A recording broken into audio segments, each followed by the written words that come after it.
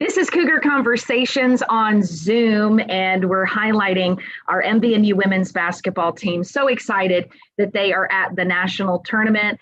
I have your coaches here, Sarah Wenger and Amanda Short. First of all, ladies, how are you doing? Very good. Very good. Thank you. You've made the trip. You're all there. Everybody's okay. Is it kind of an exhale before the big game? Oh, yes. I mean, obviously we got here a little early. Things didn't go so smooth on the trip as we were on our layover for 6 hours and our flight kept getting delayed and delayed.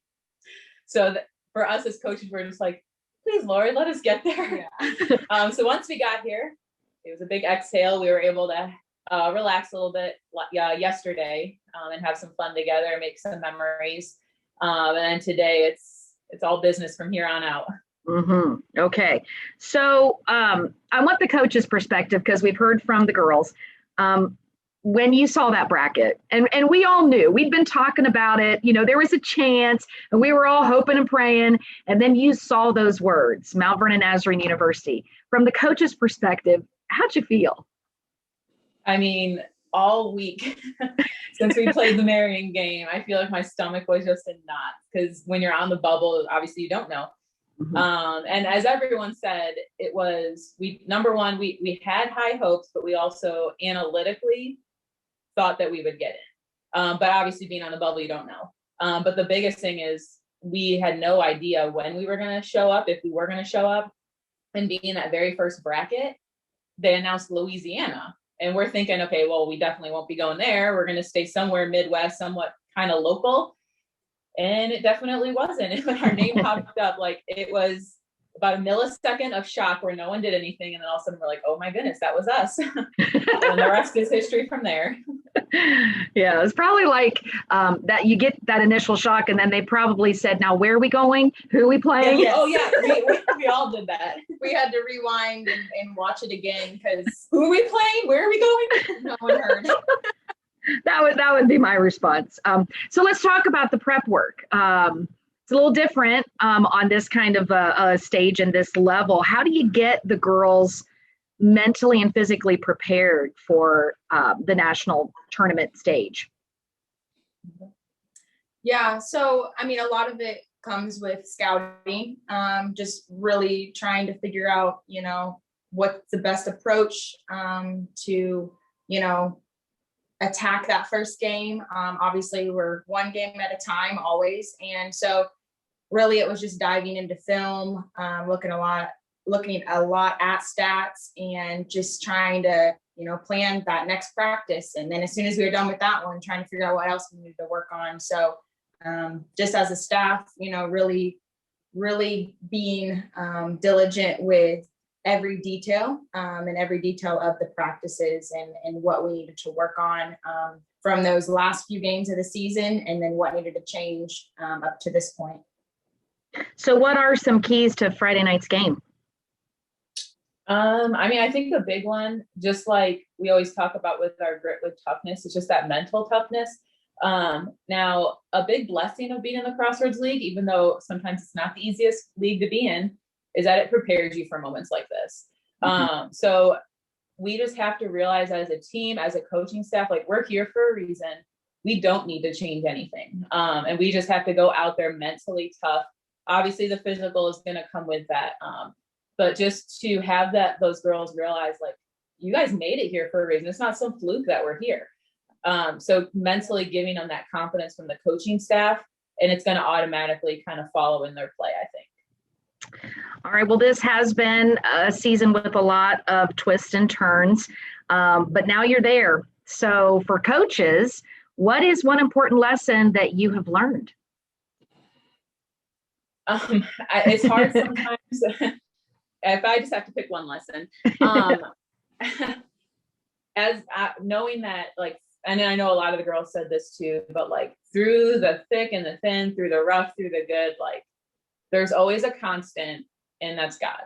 And a lot of times, like I, as a person, but also as a coach, when you're like that leader, you're like, okay, I got to be that constant for them too. Even though every day, sometimes I'm waking up, are we going to practice? Are we going to play? Are we going to, like, who's going to be injured? Or, every day was like that this year.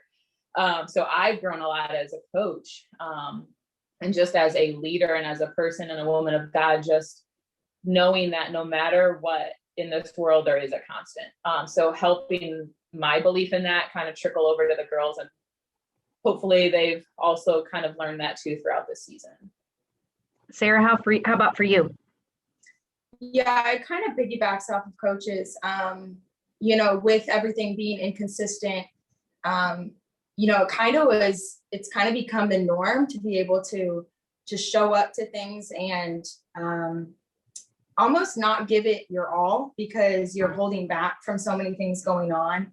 And we talk to the girls a lot about, you know, being open and being vulnerable with one another, and not feeling like you have to put on a face and a front, and act like everything's okay. Because at the end of the day, it's not, you know, most of the time. And especially with when we were in a period of not knowing, of practicing and games being canceled, showing up and being a consistent energy.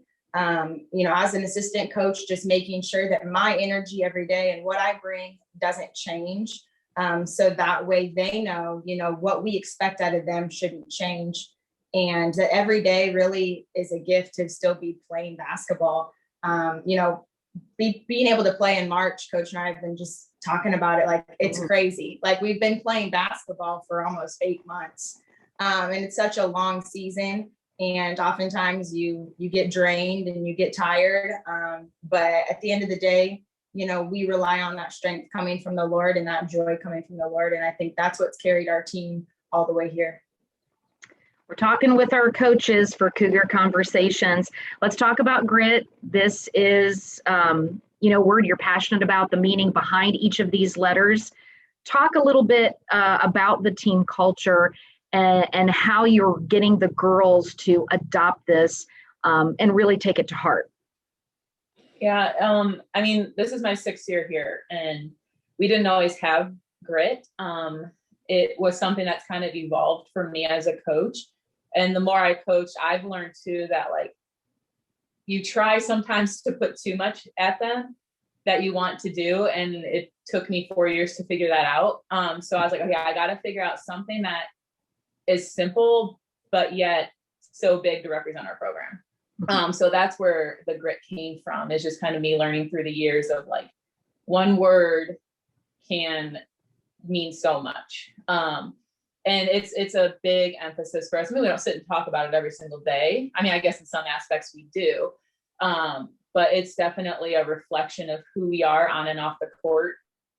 And it's an expectation of who we are on and off the court. And I think being held to that expectation gives us moments like this. And it has been a process. It's been a hard process. But looking back, I wouldn't have changed any of it. And it's only made us who we are at this moment right now. So that word grit, I mean, we take it very seriously, and the girls take it very seriously. And that's the only reason that we're here right now, is because they hold each other to those standards.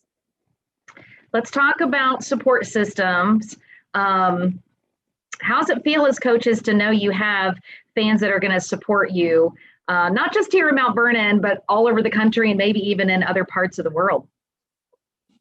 Yeah, it means a lot. I come from a family, I'm from the Midwest. This is, you know, different being out here and having my family watch it online.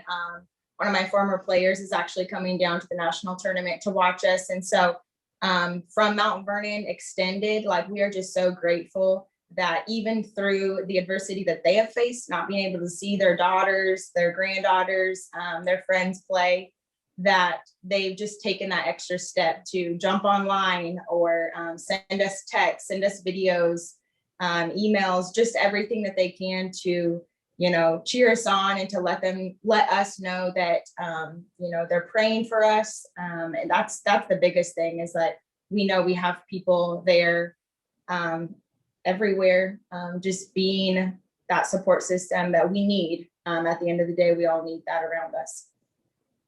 Well, I'd like for each of you to talk to your personal support systems, because I know you have people that love you and are supporting you, not just through this experience, but they're there for you all along. So take this moment, tell them thank you, give them a shout out. Yeah, so I'd first like to thank my parents, Kim and Susan. They have been the biggest support system as I've moved out to Ohio and started coaching a new group of girls.